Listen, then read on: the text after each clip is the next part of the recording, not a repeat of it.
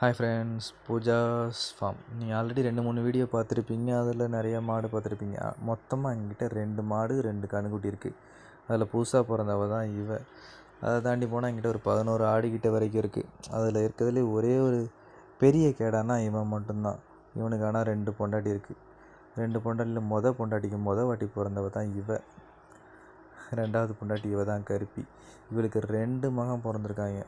ஒரே மாதிரி தான் இருப்பானுங்க. இவன் ஒன்று, 2வது கின்னிக்கோழி இது இல்லை, இதோ இவன் தான்.